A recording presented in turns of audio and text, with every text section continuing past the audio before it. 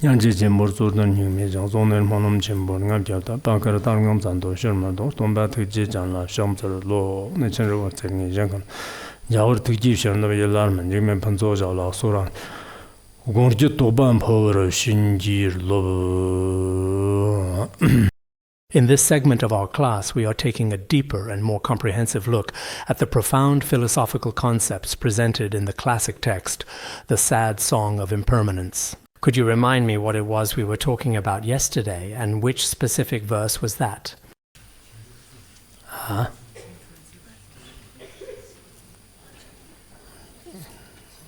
All right, so we started from the part about youthful pride. Is that correct? Okay, great.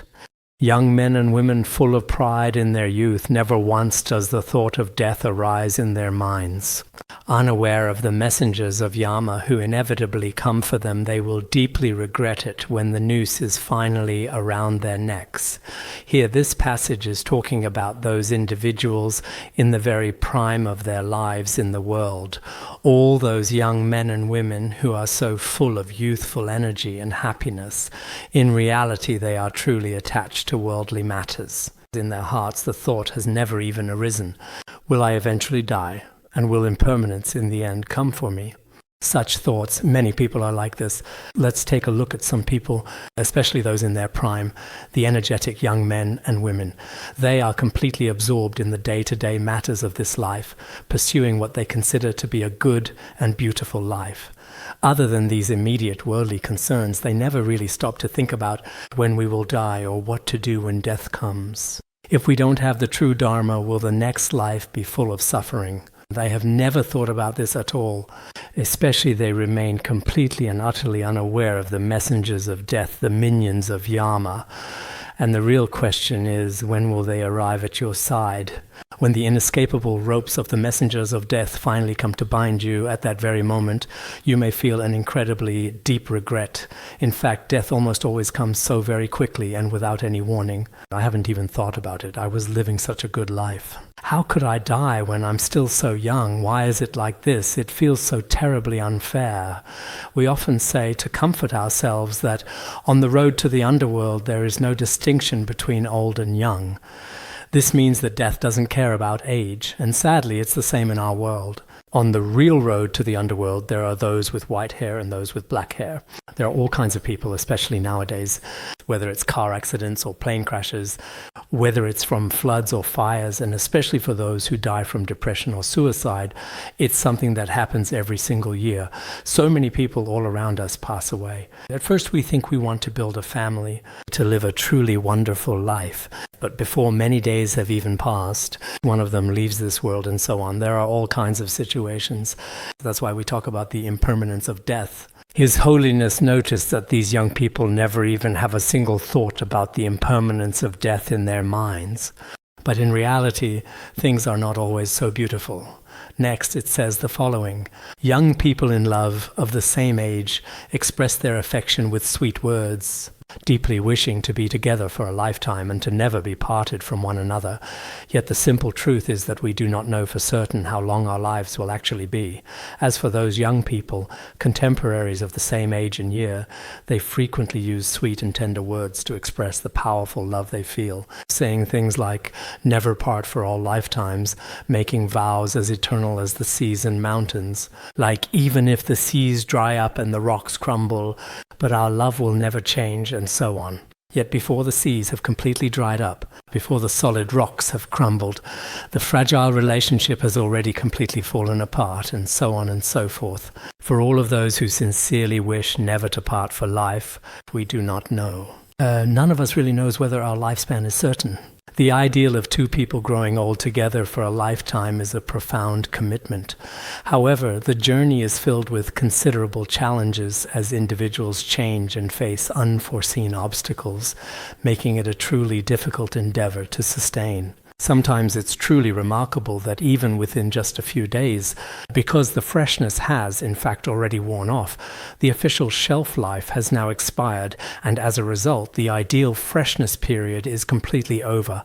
All sorts of things like this can happen. So here it also specifically mentions that, just as His Holiness has said, we really don't know for certain how long our own lives are going to be.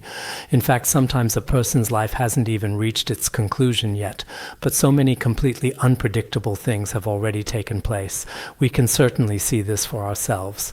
Whether it's the people around us or perhaps even ourselves, we have all come to understand the impermanence of love, and we know many unexpected things can suddenly happen in all aspects of our daily lives. The beautiful wishes we had at the beginning, in the end, often turn out to be very tragic. We end up not wanting to touch it again ourselves. Many people are especially tormented by this. In the end, some people simply can't take it anymore, and they leave this world. Such phenomena are extremely common. So when His Holiness discusses romantic relationships in the world, he also highlights their impermanent nature. This principle also includes the relationships of celebrities that we see online nowadays, which are especially laughable. Today they might be with this person, and then tomorrow they're with someone else entirely. Now it seems that many young people are saying they don't want to have children, they don't want to date, and they certainly don't want to get involved. It's as if they haven't studied renunciation at all, but have somehow naturally developed a sense of renunciation. Many people truly have no fondness for romantic feelings whatsoever, and they genuinely feel it's all just empty talk or perhaps an illusion. In reality, it's not like what we see on television or in the movies. It's not nearly that beautiful. It's just not like that at all. So this leads to an important question. Why is the birth rate getting lower and lower now? Now, maybe in another, they say, now it's 2025, and in another 10 years, by 2035, it's true that this area has already become an aging society. And just the other day, I actually heard someone say, here in Ganzi Prefecture, they said, what percentage was it? 10% or something like that. At this point, it's already possible that about 8% of the population are already considered to be elderly. So now, many counties are already in this situation, and if some more time passes, it will be the same elsewhere. So now is different from the times before. There are many reasons for this among many people. One important reason is that if you have too many children, you simply can't afford to raise them properly. This is a major difficulty. Second, many people nowadays have no interest in starting a family. A lot of people are following some Western ways. There are all kinds of situations. This is also a kind of impermanence. Actually, back in the day, His Holiness the wish-fulfilling jewel might have not really mingled with the ordinary affairs of worldly life. But perhaps with his vast and profound wisdom, he could see all the meetings and separations happening in the world and perceive the full spectrum of life's complicated matters. Because of this, he came to understand that this constant state of flux is also in itself a fundamental kind of impermanence. People in the world are especially concerned about this matter, but in the end it ultimately still can't completely cover up the fundamental truth. In reality, on the inside, it's all rather rotten. It's not as you imagine it to be. It's really just that on the outside. It is all wrapped up in a great many beautiful words. Throughout history and across cultures, many beautiful words are used to dress it up. But in actual fact, what is truly on the inside is actually quite thoroughly corrupt. There is really nothing of substance that is worth clinging to. Next, let's talk about this. Many of those individuals who were wealthy at home just last year have now become miserable and unfortunate people this year. When the mind's mirror reflects this scene, one develops aversion toward conditioned phenomena. Speaking of those who were immensely wealthy last year with fortunes rivaling nations, those who were especially rich. But in this particular year, what have many of them actually become? They have become extremely miserable paupers, truly pitiful. Not long ago, it seems there was some said he had tens of billions, others said hundreds of billions. He invested or did something abroad. But in the end, all the foreign banks completely collapsed and went bankrupt. They ended up penniless, a truly pitiful situation. Overnight, everything had changed completely. Our Buddha's teachings had already spoken of this long ago. But if we look at real life, The impermanence the Buddha spoke of is truly like this. Last year and even in previous years there were such powerful leaders, and when we were doing many things here, some people were influential, but later some of their outcomes were pitiable, and many wealthy people flaunted their riches, thinking they themselves were truly remarkable. But in the end, overnight, everything just changed. I once met a very special person who left a real impression on me. He told me that during a period when he was exceptionally wealthy, he was so extremely well off that his lifestyle included owning his own private jet for travel and many other luxurious things you might imagine. But later on, due to various unfortunate reasons, he suddenly went completely bankrupt. After going bankrupt, he found that he didn't have even enough money for a single bowl of noodles. He was forced to borrow from his close friends. So you see, sometimes impermanence is truly that simple. For everyone, don't think that just because you are in a certain situation now, it will never change in the future. So when you see these things, when these kinds of situations are clearly reflected in the mirror of your mind, you will not have any fondness for all conditioned phenomena. You will inevitably feel sorrow and a sense of renunciation. It will definitely be like this. So sometimes for us now, we don't even need to talk about it. Even just looking at the ups and downs in our own lives, some moments are extremely joyful yet also painful. And in times of great suffering, there can also be great happiness.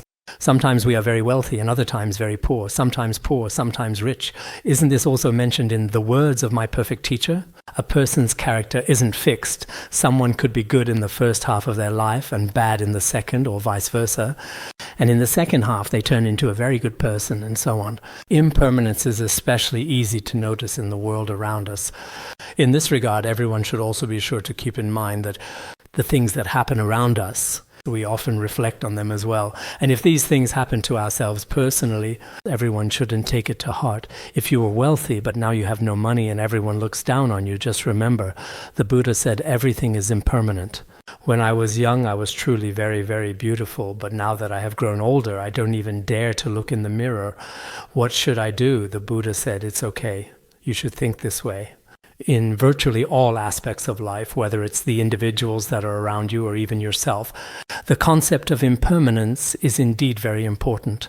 This is a critically important point, and it's a subject we will discuss in greater detail below. 30 white teeth fall out one by one, and the face is covered with wrinkles like a treacherous road. This already shows you that death is not far off. If you still don't realize it, you're more foolish than cattle. It says that if we talk about our 30 white teeth, by the time we get old, each one will have fallen out. Of course, nowadays our technology is more advanced, so for elderly people, even when they were young, their teeth weren't that great. But now they can get even better teeth as replacements. Some people even have teeth whiter than when they were young. But no matter what, they probably won't last for very long either. And then there are the wrinkles all over the face. Although technology is advanced, some people get older without developing wrinkles on their faces. Of course, there are cases like that as well. However, even in those situations, it cannot truly prevent the natural process of aging. The wrinkles that appear on your face over time are just like a network of winding, twisting roads. They are especially obvious. So what does this actually mean? It means that in the not-too-distant future, you will undoubtedly face death. If you still don't realize this fact, well, then you are truly as foolish as a common yak. There's really no significant difference, you know. Nowadays, many people often say, you won't get old, you're getting younger and younger. You've already successfully frozen your age in time. Now, your age will never show signs of aging. It's already frozen there, but it's not necessarily really frozen. On the surface, you may look like that, just like some food in our refrigerator. If it's kept for too long, in the end, it can't be eaten at all. It may not look any different on the outside, but no one can erase the passage of time. This is also a well-established fact. So it is true that although it may look a little better on the surface, in reality everything will age. When you get old, there's no need to feel pain or sorrow. In the West, many people, when they look in the mirror and see wrinkles on their faces, they feel sad and distressed. I used to be like this, but now I'm about to get old. But for those of us who generally study Buddhism, we don't really mind this. So we understand the principles and rules of impermanence in all things. So this brings us to the next key part of our discussion, some of the situations where our bodies age. It also says, from now until this time next year, many people will surely walk the road to the underworld. We truly can't say for certain that we ourselves won't be among them. And so the next life is really not that far away from this very day in this year to this exact same day in the next year. In fact, right here among us, a great many, many people will definitely walk the road to the underworld, will definitely die. This includes those of us sitting here and also the people currently in the prayer hall. I can absolutely guarantee that a great many people by this time next year, today is May the 25th, right? Before this date, they will definitely have already left. This is for certain. But whether it will be me or someone else, we don't know. Maybe next year people will think, Khenpo said last year, that by this time next year some people here now will be gone. A certain Dharma friend here was listening to the teachings last year. At that time, he wasn't sick at all. He was very healthy. But this year he suddenly passed away. Such things are bound to happen among so many people who leave. Can you guarantee, can you pat your chest and say, I will not die? Is anyone truly certain? No one is certain. If we ask ourselves honestly, I don't even know if I might die tomorrow. The Buddhist scriptures say, you do not know if you will die tomorrow. So we really don't know if we will die tomorrow. For every single one of us here, let alone what might happen as far off as next year, the simple and undeniable fact is that no one can know for sure whether we will die in the next month or even as soon as tomorrow. No one can be certain about this. So when we talk about the next life, it's actually not something far away at all. If everyone here really thinks about it for a moment, maybe tomorrow's sunlight and the path to the next life might just arrive a little earlier than we expected. And that's something we really don't know for sure. So sometimes if you think very carefully about life, oh, so it really is like this. The teachings spoken by the Buddha, who is greatly compassionate and merciful, do not slander reality at all. Even though the complete and honest truth is spoken out loud, some people can accept it while others cannot. This is true. When we talk about impermanence, some people are deeply moved by it. Others don't get it. They wonder, why discuss impermanence? Things are impermanent, so what's the point? But when you truly understand impermanence, you come to realize what life is really all about. It is definitely not the beautiful, idyllic future that we so often imagine in our ideals. That's not quite how it is. In the actual reality of our world, there is something fundamental that we truly cannot resist, an unyielding truth that we simply cannot find a way to overcome. This is something everyone should be able to understand. Now, moving on to the next part, in another 100 years, all people in this world will surely die. Not a single one will remain. Life is as fleeting and illusory as a dream. Does it make sense to keep chasing after this present life? In another 100 years, if we look 100 years from now, that would be today in the 22nd century. At that time, it will surely be the case that of all the people currently living in this world, eventually almost none of them are going to remain. Except perhaps for those who, for example, some children born today, by then they would be 100 years old. If they reach 100 years old, maybe one or two people at most might still be around, centenarians, but of course that would be extremely rare. There really won't be many at all. If someone is 100 years old, they could pass away at any moment. In our lives, for those who have already lived to 20, 40 or 50 years old, when we look back, it feels as if it all happened in just a day or two. So with such a brief and unreal existence, it is like an illusion and like a dream.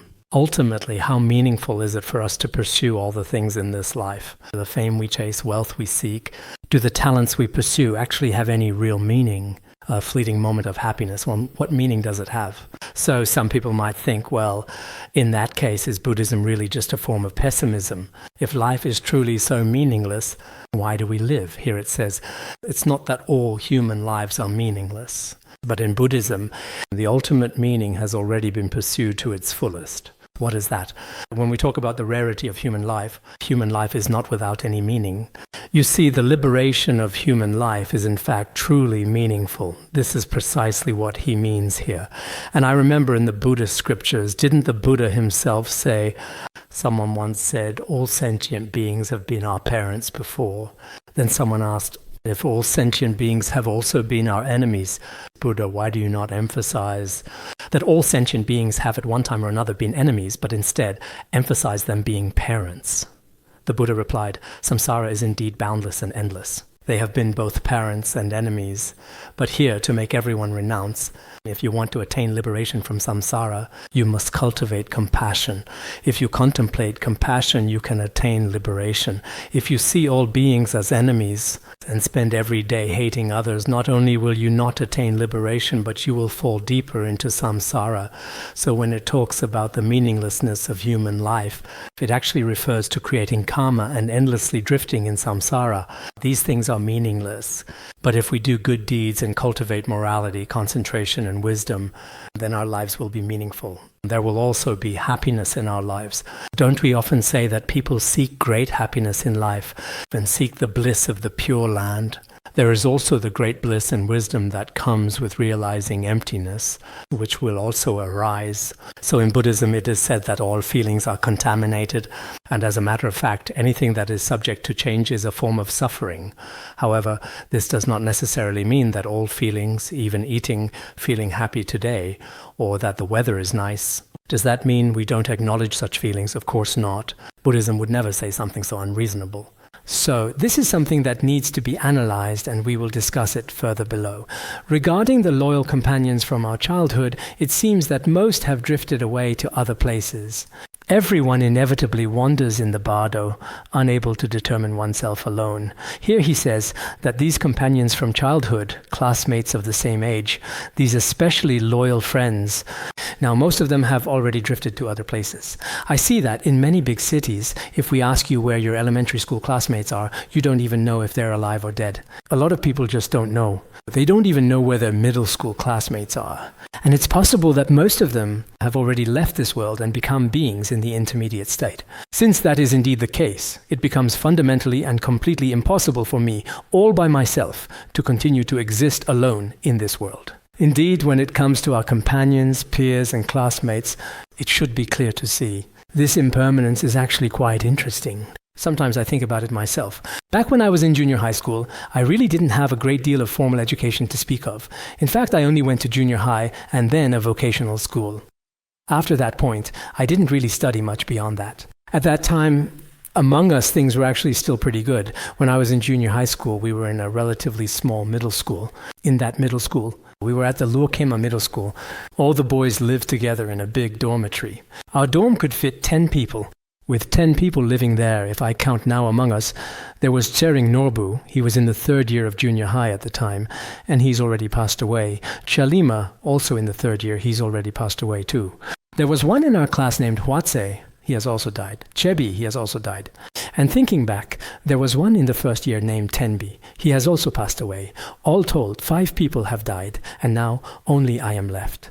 There was Drubja, that's one, and Siling Tsering, that's another one, and I believe there was also one more from the Lokema area. Anyway, out of the original group of 9 of us, 5 have unfortunately already passed away, which means that only 4 of us are currently remaining alive. When we were studying, it should have been from 1979 to 1982. If you look at the classmates from that period, we don't know if it's the same for you if we don't mention it. Maybe some of you are younger, so not that many have passed away yet. So sometimes when you take a moment to reflect back on your life, most of your classmates and other people of about your own age, many of them you don't even know where they are now, and some have already left this world. So all of us who are here studying together today, this can also be considered as being classmates in the same class. All of this, including you in front of the Khenpo and Khenmo, can also be considered as being classmates in the same class. After so many years, so many classmates will leave. Many people truly are impermanent. Everyone should be aware of this as well. It's impossible for me to be the only one left in this world, like a 100-year-old who never dies. There has never been a 1,000-year-old in history. When the terrifying Lord of Death suddenly arrives, even if you hide in an impenetrable iron fortress and are guarded by 100,000 incredibly brave warriors, you still cannot stay, even for a brief moment. If the Lord of Death, the minion of Yama, suddenly appears before you, even if you were to hide completely alone in a fortress made of solid steel, perfectly seamless, and entirely without any doors, an exceptionally hard and solid steel fortress, and you are surrounded by 100,000 people armed with all kinds of weapons, These unparalleled warriors are protecting you. Can they really protect you? There's nothing they can do. When death arrives, no matter what you do, even if you hire the very best doctors in the entire world, not even for a single moment, and not even for a short while, will you have the opportunity or space to stay behind completely alone. We often see some big bosses asking the doctor, "Do you have any way for me to stay a little longer?" I can pay any amount because they have a lot of money. Any amount is fine, even millions is fine, as long as there's a way for me to survive. Some people with late-stage cancer, they would often beg in front of the doctors in this way, but it's ultimately useless. All of them, including historical figures like the great Emperor Qin Shi Huang and Emperor Han Wu, they were all exceptionally powerful in their time, but in the end, they were still unable to avoid death. Back then, they searched for all kinds of medicinal herbs, elixirs of immortality and so on. But in the end, no one could succeed. So you see, when coming into this world, to be born is ultimately to die. This is a fundamental principle that everyone should really understand. Then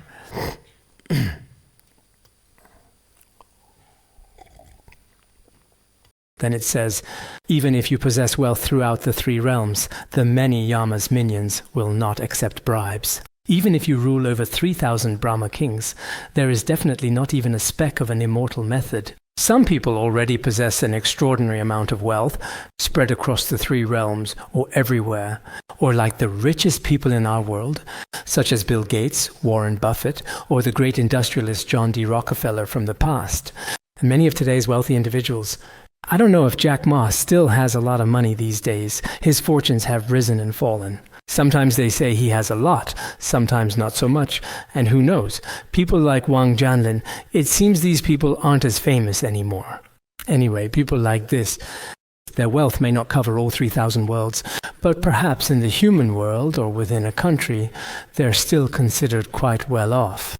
But no matter how much money they have, in front of Yama's minions, there is absolutely no way to bribe your way out. They certainly won't accept your bribes either.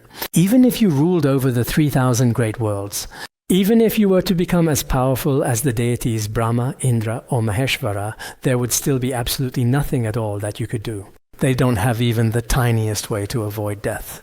Neither kings nor celestial beings have a way out, nor do the wealthy and powerful. So, when death comes in this world, you could say the most equal and just thing is death itself. In our human world, however, many other things are not very equal.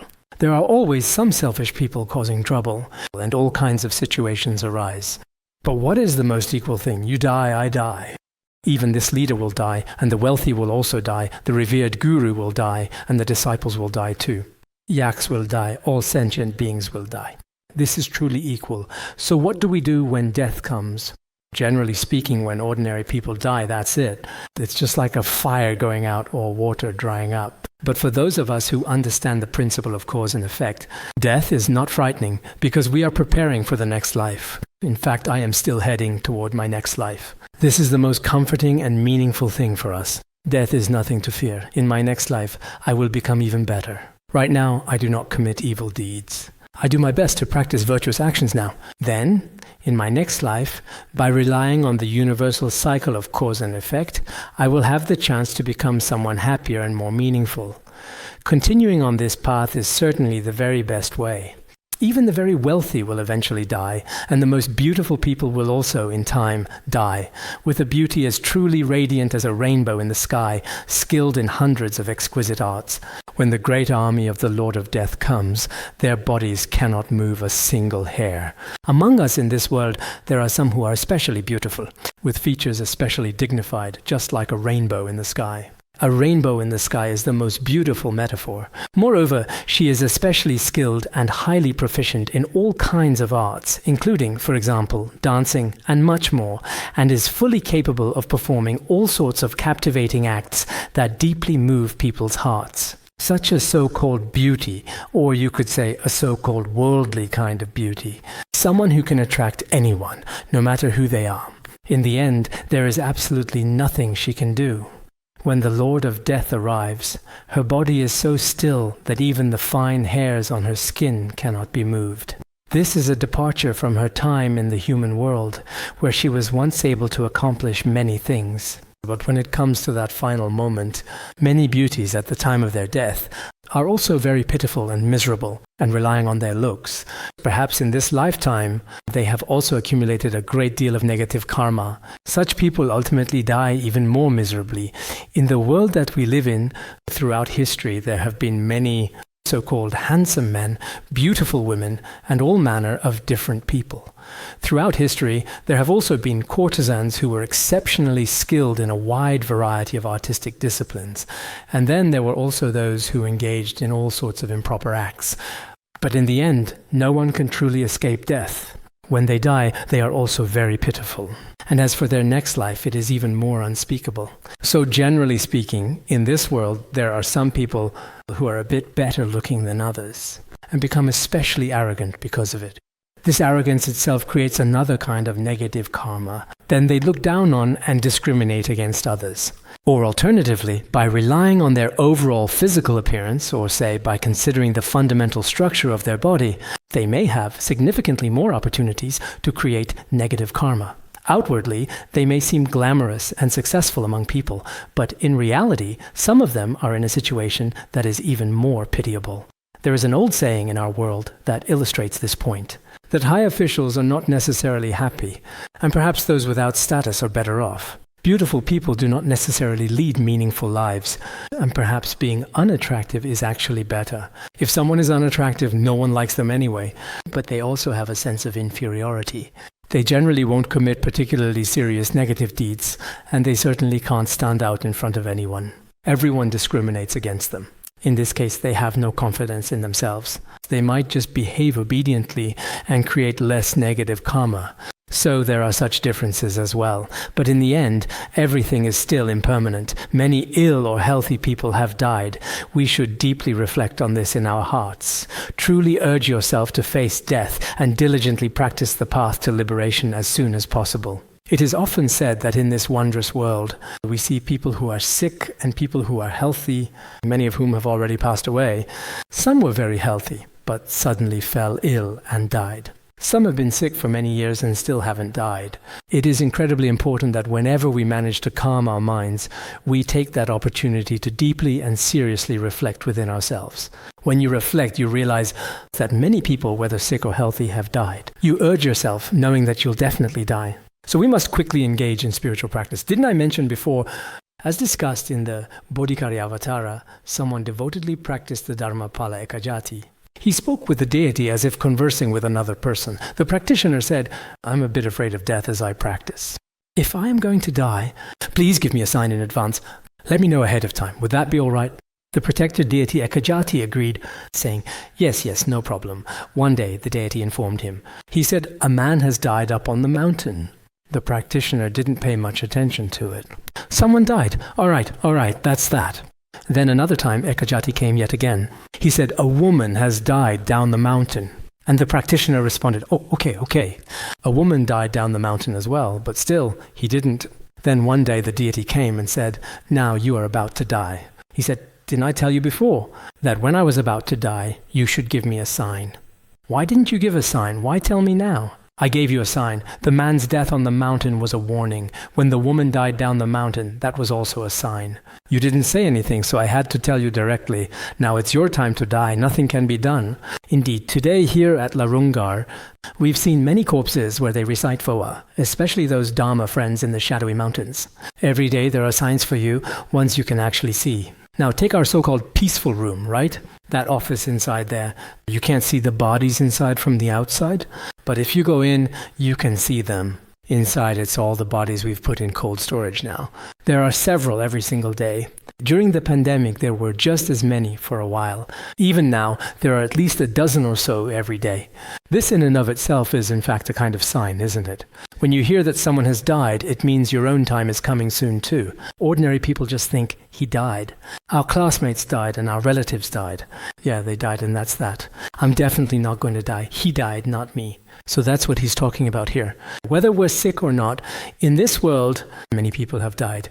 What that means is that you yourself will not be staying here for very long either. This is a kind of reminder for you. You yourself will definitely die too. So when you hear that someone else has died, you should quickly, there's nothing else you can do. There's no way to avoid death, so you should practice and make real effort as soon as possible. Even if you just recite the aspiration of Samantabhadra once a day, recite it 400,000 times. Otherwise, if you haven't finished reciting it 400,000 times and you die before that, it would be a bit of a pity. Every single person should be truly prepared for death, as I have mentioned before. Be prepared for the long-term impermanence and for the short-term impermanence as well. This is something everyone still needs. Both long-term and short-term preparations are truly very necessary. Even the most powerful chiefs of 10,000 clans cannot take a single person with them when they ultimately die, nor can they take even a single mouthful of food. So for this reason, do not delay in your practice of the Dharma. We, from thousands and tens of thousands of households, even the high officials of great clans. Nowadays, perhaps in Tibetan area, things are more scattered. But in Han regions, a single town can have tens of thousands of people. Everyone knows this. A village chief is essentially the leader of 10,000 households. When these leaders die, they can't take a single person with them. We have a general idea of how many people have died throughout all of history. Actually, I have personally seen some high officials before who were very prestigious while alive. But when they died, they came and went alone. There was nothing they could do about it. They were not able to even take a single bite of any of their food with them. What truly benefits us in facing death is the Dharma. So it is important to never put things off until tomorrow. Don't continue to waste your precious time like this because there is absolutely no need for it. We should all make sure to continue practicing diligently. As I've said during these past few days, if you recite the Vajrasattva mantra 400,000 times in 7 days, that's enough, even if you were to die this year truly. We often say that person already received the empowerment and later passed away. It was still very fortunate for them. That person had just finished confessing and then died. Another person had just finished reciting the Amitabha mantra and then passed away. These people are indeed truly blessed. The Dharma is the profound teaching that truly benefits us at the critical time of death. We have also discussed this principle many times. It is very important that everyone understands this next point. Moving on, there are some people who have been sleeping from the very beginning until now. And what's more, they still haven't woken up. They are just continuously sleeping and sleeping. They often come here to take a nap, and then they just go back. That is fine as well. Rejoice in their accumulated merit. Now, moving on, what subject are we going to discuss next? At the end of this life, the suffering brought about by karma, your friends and family cannot share it with you. Even if they weep for you, it is ultimately of no use. Therefore, now is the time to diligently practice the important teachings on death. As we approach the end of our lives, all kinds of suffering brought on by karma may arise. These are pains from our past actions. Some may be due to negative karma from one's lifetime, such as the suffering of hell and hungry ghosts, or the pain at the moment of death. At that time, all of your beloved relatives, your closest friends, your immediate family, and your lifelong companions, all those people you have close relationships with, gather around you. We see some people in the hospital when they are about to take their last breath. Their closest friends are all gathered around them, and it's clear that everyone is visibly in tears, just quietly watching on. But just watching, there's nothing they can do. Actually, at that moment, those who have even a little experience in recognizing their true nature through practice, these people are very at ease. It seems they have no fear of death, nor do they have much attachment to their relatives and friends. As for the suffering in their own bodies, even though others cannot bear it for them, overall, they themselves should be able to remain very free and at ease. Some of our Dharma friends, when they passed away, were still very joyful and peaceful. Although some could not be peaceful and were in great pain, their hearts were still joyful. There are people like this too. So at this time, no one can do anything about it. It's truly helpless. There really is nothing that can be done, so we need to be prepared for this.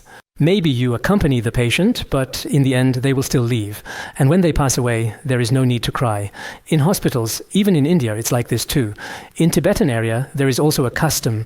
When someone dies, people must cry loudly. Among us Tibetans, if you look at those nuns, in that case, when they hear that their brother, father, or mother has died, many people will try to comfort her, supporting her, but this is unnecessary, especially for monastics who have studied and contemplated for many years here. If their parents pass away, maybe they will cry a little, but there is no need to faint, no need to collapse. If you do, it shows you don't understand impermanence and death at all. Whether it's my father who died or my mother who died, whoever dies, death is just death, isn't it? Impermanence means everyone will die for sure. There's nothing strange about it. Haven't I often told you when my father passed away, just after he stopped breathing, I told my younger brother, make me some tsampa. I wanted to eat some tsampa. Otherwise, once things get busy in a bit. Now he often complains about me. How come? Right after our father died, you didn't cry but wanted to eat a big bowl of tsampa? How could you even swallow it? My spiritual practice isn't that great, but honestly, we all know what death and impermanence are like. I've been here for many years, and when I first came, I was already very familiar with this doha, whether it's my own death or someone else's. When someone close to you dies, you should understand in your heart that this is the nature of samsara. There's really nothing unusual about it, even though you feel a bit sad and sorry for those around you, especially when it's your parents who pass away. When my father and my mother passed away, I was there for both of those times, but there's something about it. When my mother died, all three of my younger sisters collapsed to the ground. When they came to a little, they said, there's nothing we can do. There will never be another mother. In front of her body, we vowed to be vegetarian for life. But aside from that, they really couldn't do anything else. But personally, I was relatively calm about it. I hope that many of our fellow practitioners, when a family member passes away, a guru enters parinirvana, or a fellow practitioner dies, they don't just keep wailing loudly all the time. In Tibetan area, we have this custom. The louder someone cries, the more it shows how much they love the deceased. There are cases like this, but now it seems this is basically gone. In the past, there were a few places where this happened, so it's really unnecessary. Crying is useless, making a scene is useless too. It's best to do some good deeds for the deceased. This is very beneficial for them, whereas if you just cry, many texts on liberation in the Bardo say it is actually harmful to them. It's disadvantageous for the deceased. So generally, if we must cry, let's just cry quietly. After all, there's really no need to cry so loudly, right? Now, at this moment, we should practice the teachings on death and impermanence. In Tibetan Buddhism, this special teaching is indeed very highly valued. To realize that all existing phenomena are, in essence, a textbook demonstrating impermanence. True words cannot fully express it. I offer only this cloud of song to you. He says, anyone who understands the world of objects and sentient beings, all things and events in existence, are by their very nature a textbook illustrating impermanence. Look at the external world of objects. Everything is constantly changing. Spring, summer, autumn, and winter. The entire world is in a constant state of flux. Even the fundamental structure of our global society is continuously changing. Look at the world today. One moment it's the G7, the next it's the G5, and then there are all sorts of other groups in the world. Everywhere you look around, there are all kinds of significant changes happening. War itself is also a profound form of change. In some places we clearly see economic decline, so many substantial changes. If you pay close attention, you will notice them. This is the definitive textbook of impermanence. Even the people in your family are changing. Your mindset changes, your body changes too. Everything is constantly changing. Even if we don't want things to change, there's nothing we can do about it. In my little cabin, I told not to change anything. But after being away for 2 or 3 months and coming back, everything had been moved. There was nothing I could do. Then I asked them, well, what should I do if I can't find something? It's impermanence, that's all, just impermanence. Their only explanation was impermanence. Can't find it. It's impermanence. And honestly, they're definitely right. It genuinely is fundamental impermanence. No one can possibly do anything about it. It's obviously just impermanence. So, as His Holiness said regarding this topic, there are obviously countless things that could be said, but perhaps it's probably not necessary to say everything. So here there is precisely something like this. Those 30-some verses mentioned above are like a song of Samantabhadra's cloud offerings dedicated to His Holiness and His close friends. Because what follows is about Khenpo Sodargye, who made the request. Generally, many great masters and eminent monks in Tibetan area, there are many collections of songs of praise in their complete works. Some praise the Buddhas and Bodhisattvas. Sometimes they're songs of sorrow, sometimes songs of joy, sometimes songs about impermanence, sometimes songs about practice, and sometimes songs of praise. So I think perhaps as a people who truly love singing, the great masters and eminent monks are essentially the same. Although monastics don't dare to sing loudly, they still deeply love to write songs in words. There are also some in India, including Saraha's Songs of Realization, some of the so-called movies we see. In these regions, they are very skilled and proficient in both dance and song. There are some similar traditions in the Han region as well, but perhaps by comparison there are more of these kinds of dohas and musical expressions in Tibetan area. In the Han region there are also works like Song of Leisure and Song to Awaken the World, and so on, written by great masters and eminent monks. We ourselves, sometimes you can also, if your writing is a bit better, you can also write a song yourself. Your song may not necessarily be widely known by a great many people, however, it still holds significant value. Just like when I was at Wutai Mountain, I wrote a song praying for His Holiness. For 30 years, no one read it. In the end, I myself at Wutai Mountain in 2017 went there and read it once. If some authors are not famous, their writings may not necessarily become very popular either. But no matter what, you yourself can also, for example, when you go to Larungar is a place that is praised by many. You might develop a sense of renunciation when your parents pass away, and you might sing a song of sorrow. But I've seen songs written by us. They're not really songs, just something casual. A song, in its very essence, should still possess its own unique poetic rhythm. Indeed, it absolutely should be meticulously well crafted. His Holiness spoke about impermanence in a kind of hymn-like way. Actually, the content inside is very good. Some Dharma friends often reading it themselves. Sometimes when you have some free time, you can gently sing it to yourself, perhaps in a soothing and pleasant voice for your own enjoyment. Some of our songs possess exceptionally clear and distinct enunciation. They truly ought to be transformed into what is commonly referred to as a recitation. What exactly is it called? Yes, an audiobook, isn't that right? A professionally produced audiobook, ideally featuring a much better and more engaging voice as well, with exceptionally clear and precise enunciation and a delightful, engaging bit of melody. That way, when you're truly relaxing, you can comfortably listen to its accompanying audio at the very same time. During moments and situations just like this, every single one of these elements, I used to often make this into, back then we used cassette tapes. Some Dharma friends with pleasant voices on the tapes would record the Song of Impermanence. We'd bring the cassette along with us, and sometimes up on the mountaintop, if you played that recording, it really truly felt like so real. On one hand, the mountain in summer is beautiful, but on the other hand, there's a particularly strong sense of impermanence. This is really necessary. Sometimes these words, although my translation this time is rather simple, it should be perfectly fine. Now moving on. Please listen very carefully, dear friends of one heart. In short, there is absolutely nothing reliable in this samsara. There is no unchanging, flawless, and eternal happiness. Now please don the armor of diligent practice. It says, dearest and most loyal friends, please listen attentively. Generally speaking, all the phenomena of samsara, not a single one is trustworthy. So what is an unchanging eternal phenomenon? It is the undefiled great bliss of wisdom. When we attain liberation, when we achieve Buddhahood, it is this undefiled wisdom. This kind of happiness will never change. So Buddhists are not pessimists. We should say that Buddhism acknowledges a special great bliss, true happiness, the profound happiness of reality itself. These are all the significant goals that we should diligently pursue. So now we should single-mindedly don what? The best armor of diligent, unwavering practice. Each one of us should think, from now on, I should engage in practice. Otherwise, I may not live for a very long time. Even in this impermanent world, I frequently sometimes think, if I really have only 5 more years remaining now, that's honestly really not a particularly long time. So obviously everyone thinks, I once made a vow before. Once I made a vow in front of His Holiness. It seems that in Surtur County I bought something such as blankets. At that very moment, I really did feel that indeed. It was the greatest thing and the best thing. Then I offered it to His Holiness. I said, Mifam Rinpoche and my revered Guru, 2 of you, whether it's your lifespan or your retinue, in every way, I want to make aspirations just like you.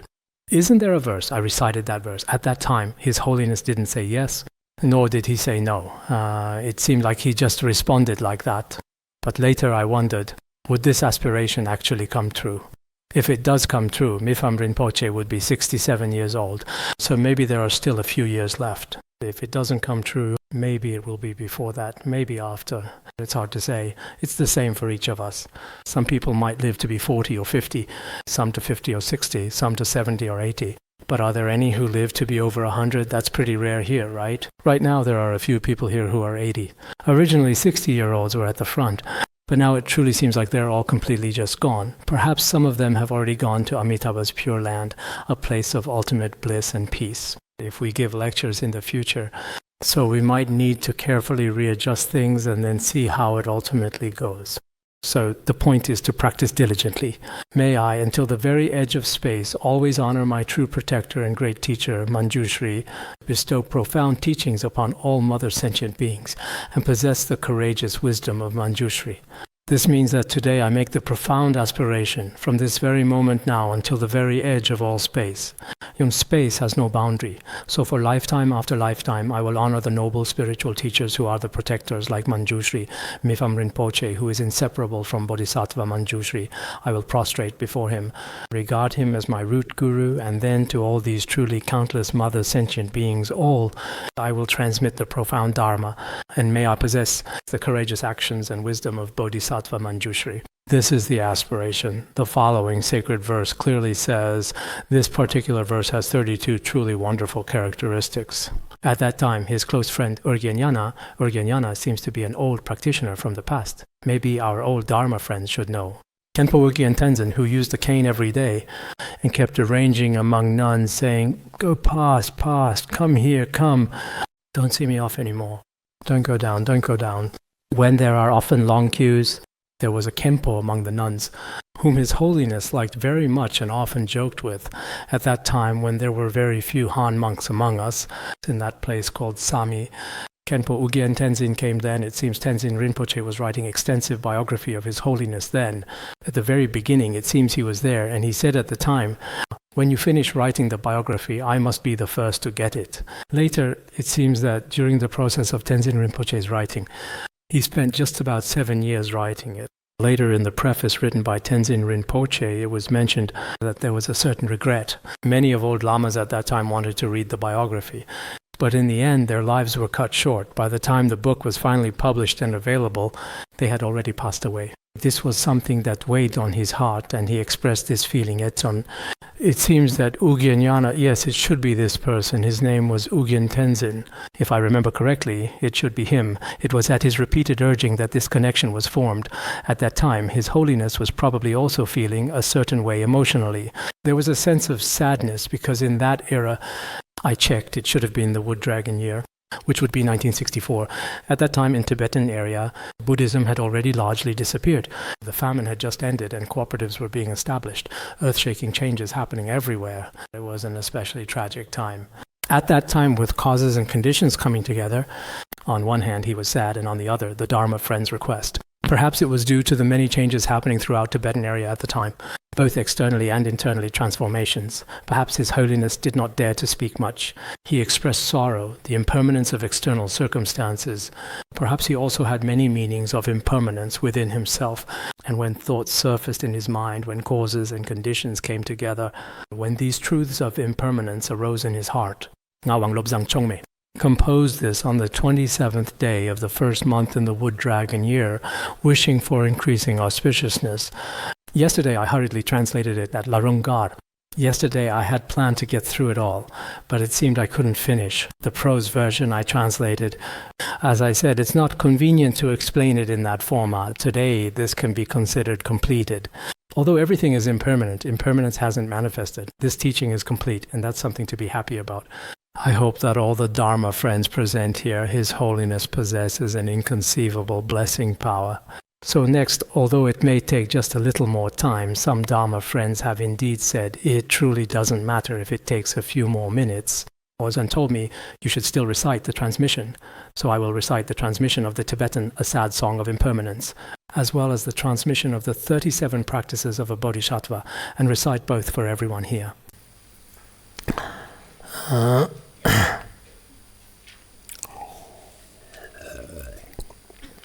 Tse martak tombi, Stjola lonom ba pachi dayang jishava jigso. The Kirinkur Ramjim Truv the Yipshi por Jeep Catron Ramjur Mapam the Church Nyanchirkin Zambi Danzang La Jig Ngamapchu Nyam La Tartur Mago Ayar Tanson Sasson Metok and Jorkanyam Gaval Hai Yerjong Tariotian against Server Joy Suma La Ton Kev Simtioshi TV no Marandago. Kullakpa metok natsoki sarnangak nyanjir rambam zirdikur kanchu koyer ranyamki tsenjo lapcho yang tsengumi ler nang loktab na mer mandag nagjombi chodna kushikar karnya yidwamin gugbim churze yote ton goma tseti samlo jimza tse martak tombi shenin day manam charzam yike chang jatsunji langso gung chinzin dannan zimzir tar naya dem charta karson cheme te kerlap samshina martak ngonsam da sardag ton chakra pombo kangra jin tsagba ko martak khalar jimit yarndi tsendar na dela yirtun na mechi simkyoshi chen lan domba ramanam Khtu diachi chaftin stonsum ji ko pa amtar martag mecher lonsum ji jigna mrezon anka mrezon kibjip khangkim dang rawa tundala yirtun mingi saluyin tse karwar thba zimchir ji da bo ze tangzin shupi lamchog dang changchu janchib da ne la zirtib ji me na ran chimnyam me pan dang lok rang luyin Shungun Lanji, Phuntsok, Tatagla, Wangwer, Jinkurgir, Zervi, Chakchin, Gayo, Tsuti, Tangsam Sam, Mansam Le Medna, Danyamchon Lila, Nyambori, Medni, Don Panton, Tarsun, Gerwa, Che, Changmawa, Halam, Karsuk, Tarif Shonian, Sirmartag, Nyan, Datsirjan, Tambi, Huendayang, Martak, Sarndev Sakoshon. Jean Tagbab Sami, what's the Alanda, Gunkanlum Churkir, Stonkurdir, Nava, Captative Samna, Trumuji, Yote, Titartab Samna, Yoshi Leche, Ojong Sam Tagba, Tusum, Medna Sim Chonjong Jamjin, Kurtzan, Machud, Kubjeti, Zargim, Gunzen, the Yertin, Chirandi, Akachumete, Chamdro, Chumdorki Sansam, Nyamji, de Vorne. Ayang bardonchur so zapchu serlomte kur nabu zela ngumme tabshodna litamram tondi rangkyunde ngomgong Thur nam shud raviang chasa yepsen chon chertsombi chaknyan thui sam zayang wotong tarkarti rgifshi tobak chida mod kindar nang dewa yentong le mandu lam laksam yondun tsichung labjane tsenda tong nirwa wangzik ji chamba chinang var yendun tarkyur jigman yang rakshan ji cham lab zirtab na mandu go chakar gili kokbo yir gambu lo mambu dikchi yer lab kokyo chodar namzad marme huirdaran rishid shiwardo lam kyog jibran na mannam ziglang so kambu nachong na pomon chimnyan ba yerin chertso jigman yang dina wama shik shinji yi ponyer ke jagber domdi nyo chinji yocha sempanzin zawa namnyam gyogzhon na tsiksang tang rimor nyangwe sabrajin jarma po tsekang rungdo chig yote tse rangtong chinja rangri na mashi hui nyam na rgyanur rikji kimjor hui nanyan rgyanur rikji kimjor nam di talo mangbo nyam tagda kirwa tsirnda ko yiki melon da shartse yung zakji chula simbare kebshong so simji tomchang so si de li pakbi nirma lamchang jen ngomde kyud manjan chijiv da chu jir tonja tema ko rangri valang ngomna lokchik song sangpo tatsu ki warla mambo shenlam jimgi jigyenna rangti na mechib jo tagna macho ton tebshir shima tagrang jig mared Talo ja songwa sartan gertie ga machik jang malag chingi ji yanna yan tongwar man martawa yerna tsenda dong nyerwar nyangbo ji nikam ran chongdi tiji namnyam ji chogda te parchir ye yer jan nimit chamtar ma chewa wardo njumgu ji shona dagchik ba malag kotak de chozong chum zoki chevda wanchin de tondir zong mashik chamkar gomit kapne khwarn ramen son tong bamchik chongjan ye chuzut samla rdotibna menra chodok chigsim gambi norze jib do jang shin lemkan sogir korn malen tonsam la wang changwang chokkan jang che agublo ardr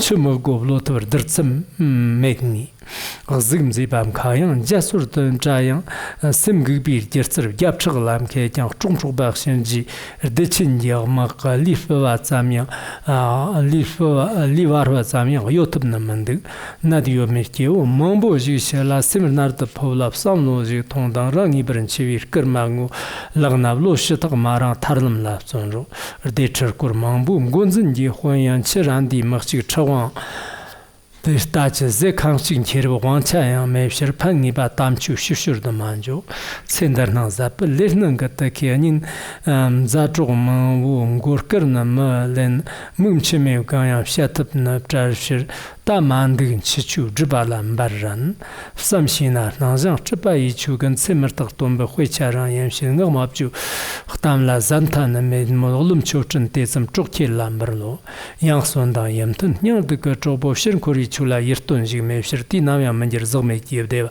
ta mayang zhibla 고차대 구란 덕단에 남카 쯧쯧이 와라 판잠금 라마 쇼름 쇼진 만냠통 조비 잡추진 돈 군자구로 화고 냥토블라 무노 지바강 스즈잡바 참상 소니지 장단단의 냥조 오지야니 양양 거리 한직시 비견다라스 마자 저 내른지 계속 zon든 소버스 일라 샤르와 젠다 랍진 샴직다세 나올로 좀 소메티 페르와 겔랑 페르. This is the transmission of the Song of Impermanence. Now I will proceed to recite the profound 37 practices of a bodhisattva for the benefit of everyone present.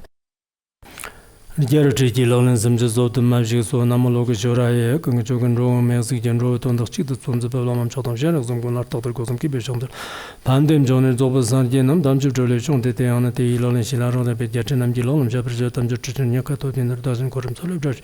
Yundam Sando Yera, Mepanazum, Gomerjat, Lolan, and Cholando, Secretary, Jai Cholazir, Metan Berlando, Jepotum, Manat, Pyrpon, Jetilan, Yerum, Mavinum, and General, Mebaki, Ribatam, Chulangi. Ribatam Chulangi City, Wimbatem Jetelana, Yaron, Robin Zaji, so the Trump Tribunal, the shelter leaking from Kanachim, remember Sand of London Jetelana, Kandan Rona to some Vendors to some commercial Yam Jerusalem, and Jimmy British Petron, from Jetelana, and Kashtan and Ibazanger. Yonder young Latin Major Vision in Dambarang, living Chipren and Jetelana, around Corruption of Jambi and Jurnalist, Cuban and Column Jam. Comjo Jamber Jetelana, and Sand of Zoking on something one of the Belgium driver to veil. So now I'm a jet, the Belgium driver, Double, Tesher double, Tesher Sola Wapian double, and I'm a Jetel in Yano, Tosm there starts as a pleasure, some chicken chicken. Now Manger Taroko Momchaton, Nera Jetel, and Tomatina, Dolov, Manum down the Jetation, Tyson, and Revision, Shansu, and Jetel, and the money without the knowledge of Topas Jamazan and Round Desert. Janji Dungur down of Jetel, and Saton Chango Takano, Tamu Trokum from Jigme, Linalo Jetum, and Telagma Jetel. Dalani Jones mentioned the Gando Tongo, Joshina, and Yajonga, the Banam, Dala, and Jetelan, Ganju Dala, Manana Zobaton, Jabra Robergena, Jambas and Jilana, then Yon of Jobar Jetela, Drummond, the Western Gazicum, and Dijon Sing Manaya, Dela gave she in the city, given the Barjetelana, Toko and Chibercami, Dala Driver Shepherd, Davishena, and Tabiola Majan, the Robert Jetelana, Randam Yamba, Mambertu, Marger Wangam to Shena, Lama, and the Kibir Dani, you showed them Barjetela, and Pons are stuck the main, it's subject and don't give time, broken to the Lalan, and she gentlemen, but yet Lalin. Nyambra Jackson Roman show Tudor Namto in Nunda top jet of Triple Horn, just Nyambo males in the company, but Jetelan.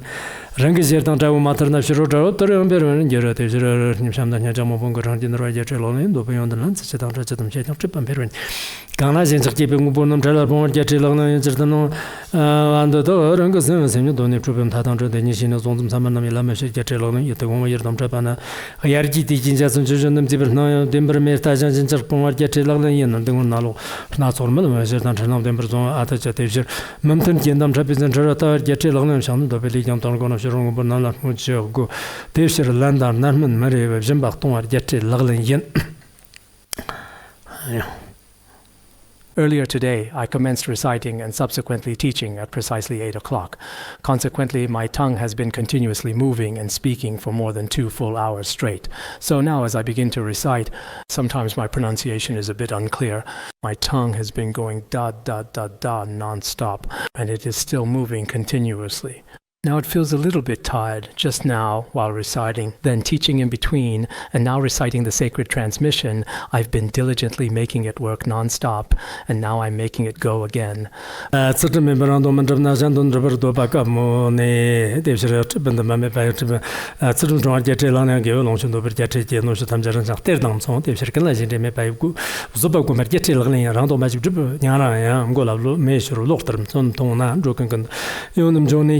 Son sommer get la janera de nambel hondong nyom number number she ni Jigme jele yang de baye sang to kumber get la yen jeremena paroshin ngai zo boshan to ber mani ba ta tam dan jan korsum mar to be shir kumber get la yen rang tra rang ma chu bu zigi chu men she be de shi gen rang tra ala ta ne pa get la yen nyom get jan da pe ni ba na da nyamjer Tărbățile zi pe care înzăprăni ba mă merge ce lăgnă în ne prăvân că panțîn țogir zănă tot un cum și nemge și ni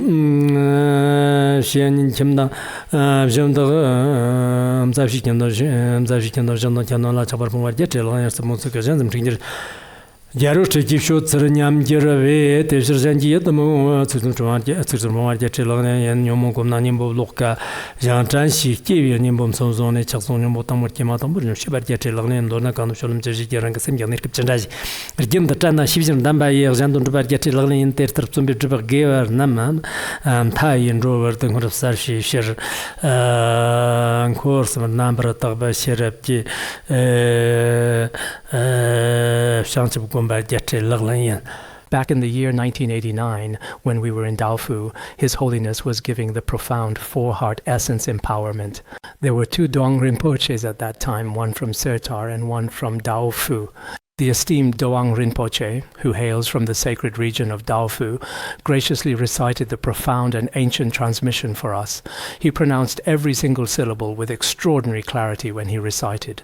Sometimes, particularly when encountering the Ra sound at the very end of certain words, he would articulate that specific Ra sound with an especially distinct and pronounced emphasis.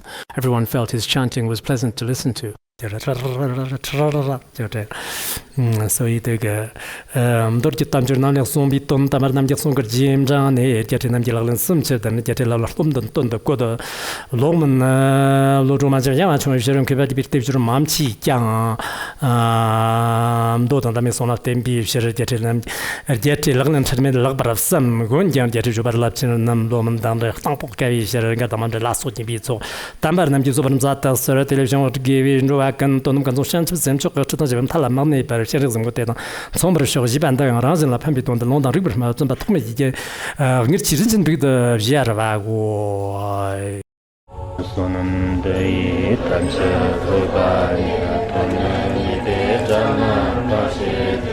Tirgana Jirano Chupai, Jupun Solen Droa.